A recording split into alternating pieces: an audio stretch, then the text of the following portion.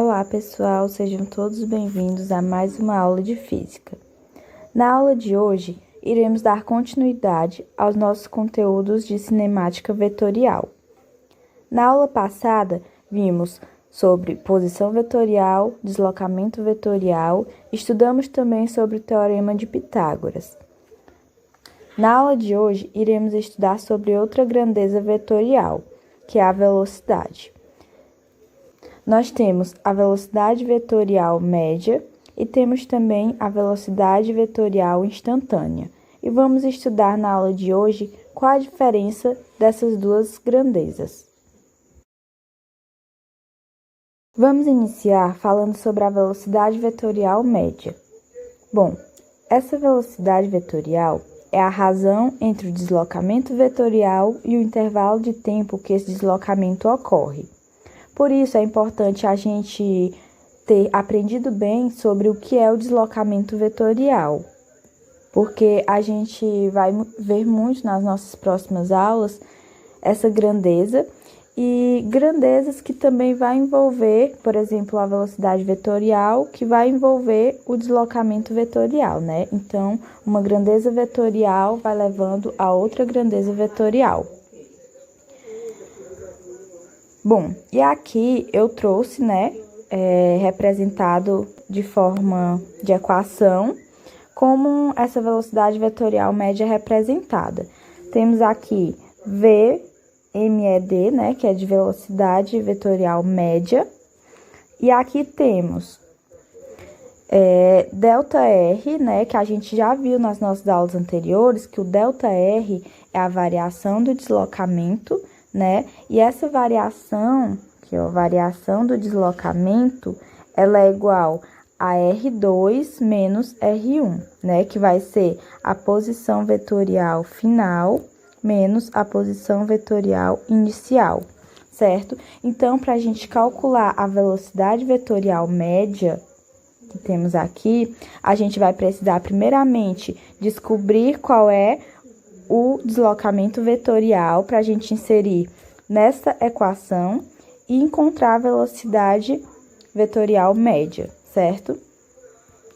Aqui embaixo nós temos o ΔT, que é a variação, o tempo em que o deslocamento ocorre, certo? Bom, e a velocidade vetorial instantânea? A velocidade vetorial instantânea é definida para intervalos de tempo infinitesimais. A definição de velocidade vetorial instantânea é calcular a medida da velocidade em cada instante, certo? Essa é a diferença da velocidade vetorial instantânea para a velocidade vetorial média. Porque na velocidade instantânea, velocidade vetorial instantânea, a gente vai calcular a velocidade em cada instante, instantes que vão ser muito pequenos. E aqui temos a equação da velocidade vetorial instantânea. Temos aqui V é igual a ΔR, Esse ΔR, novamente, é a variação do deslocamento, que é a posição final menos a posição inicial, sobre o ΔT, que é o intervalo de tempo. Só que agora a diferença é que esse intervalo de tempo, ele vai ser próximo de zero, ok? É um intervalo de tempo muito curto. E aqui eu trouxe um exemplo de velocidade vetorial média, tá? O enunciado nos diz o seguinte: um avião, após deslocar-se 120 km para o nordeste, desloca-se 160 km para o sudeste. Sendo 1/4 de hora o tempo total dessa viagem, o módulo da equação vetorial média do avião nesse tempo foi. Então, o que a questão nos pede para encontrarmos, Ela quer o módulo da velocidade vetorial média, E como a gente já viu nas aulas anteriores, essa fórmula da velocidade vetorial média, a gente vai analisar o que a gente precisa descobrir primeiramente, certo? Bom, eu trouxe aqui, né, a fórmula que a gente vai utilizar para esta equação, que é a da velocidade média, né? Bom, para a gente utilizar essa fórmula, o que a gente tem que ter, né, para encontrar essa velocidade vetorial média? Temos que ter aqui a variação do deslocamento, que a questão não nos fala, né? Ela nos fala apenas, ó, que ele desloca-se 120 quilômetros e depois 160 quilômetros. Então, a gente tem que descobrir o nosso ΔR e depois a gente tem que descobrir o nosso ΔT, né? Na verdade, a gente só tem que transformar ele, né? Porque a questão nos diz que o tempo foi 1/4, né? 1/4 de hora. 1/4 de hora. Então, 1/4 é igual a 0,25, né? Fazendo aqui essa fração. Então, o tempo a gente já tem que o nosso ΔT, ele é igual a 0,25.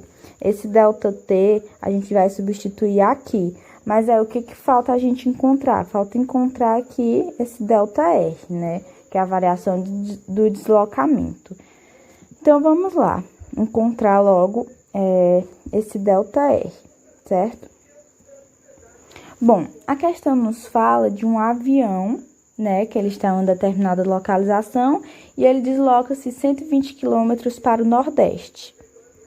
Então, temos aqui um avião e aí ele vai deslocar-se 120 quilômetros para o Nordeste. Vou fazer aqui a direção que ele se deslocou, certo? Para cá. Aqui é o nosso R1, tá? Porque aqui foi a posição inicial dele, né? E é de 120 quilômetros, certo? Depois, a questão nos fala que ele desloca-se 160 quilômetros para o Sudeste, né? Então, o Sudeste, ele vai ficar perpendicular ao Nordeste. Vai ser para cá, certo? Aqui vai ser o nosso R2, porque aqui é a posição final do avião, que é de 160 quilômetros, certo? Vou colocar aqui 160 quilômetros. O nosso vetor de deslocamento vai ser o que liga a posição inicial à posição final. Então, vai ser esse aqui, ó, em linha reta, certo? Então, temos aqui, ó, nosso ΔR, a variação do deslocamento. Só que aí a gente tem que descobrir quanto que vale, né? Porque a gente tem o valor do R1, temos o valor do R2, mas temos que descobrir essa variação. Então, vamos lá. A gente viu na aula passada, pelo teorema de Pitágoras, que a hipotenusa ao quadrado é igual à soma dos catetos ao quadrado, não é? A gente tem aqui já os nossos catetos e a hipotenusa. Então, vamos lá. Temos que a hipotenusa ao quadrado é igual à soma dos catetos ao quadrado. Que é a nossa hipotenusa? É o nosso ΔR, né? Que a gente vai descobrir. É igual a R1 ao quadrado mais o nosso R2 ao quadrado. Substituindo os valores deles, né, nós temos ΔR ao quadrado é igual a R1. Quanto que vale R1? Vale 120, né? Então, vamos colocar aqui 120 ao quadrado mais o nosso R2, 160. Então, vou colocar aqui 160 ao quadrado. ΔR ao quadrado é igual, aqui, fazendo 120 ao quadrado, é igual a 14.400. Mais, aqui, 160 ao quadrado é igual a 25.600. Fazendo aqui, gente, essa soma, nós temos que delta R ao quadrado é igual a 40.000. Passando aqui esse expoente para esse outro lado aqui, ele vai em forma de raiz, certo? Então, vai ficar delta R é igual a raiz quadrada de 40.000. Fazendo essa raiz aqui, nós temos que delta R é igual a 200. Qual a unidade de medida que a gente vai utilizar? Vai ser o quilômetro, porque aqui, ó, o 160 está em quilômetros e o 120 também. Então, quilômetros. Pronto, descobrimos aqui que o deslocamento vetorial do avião é de 200 quilômetros. Então, agora que a gente tem o deslocamento vetorial, a gente vai substituir esse valor lá na equação da velocidade vetorial média, para a gente descobrir a velocidade vetorial desse avião.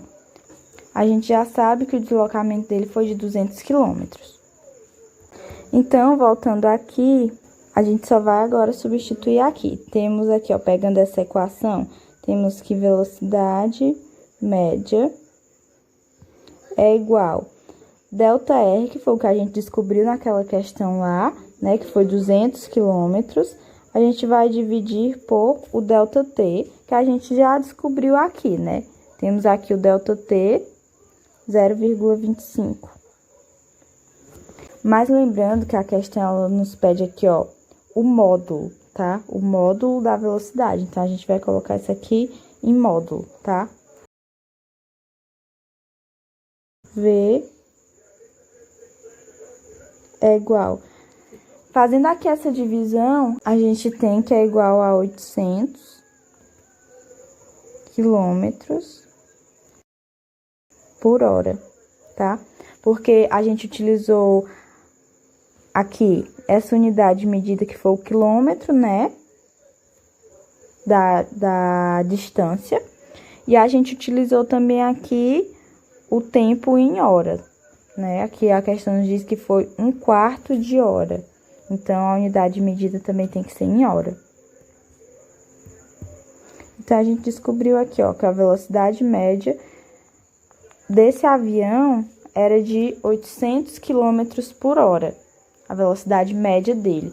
Lembrando também, gente, que a velocidade média, quando a gente obtém esse resultado, não quer dizer, não significa que o avião estava a todo instante na trajetória dele, ele estava a 800 km por hora. Essa é uma velocidade média, não quer dizer que não variou, né?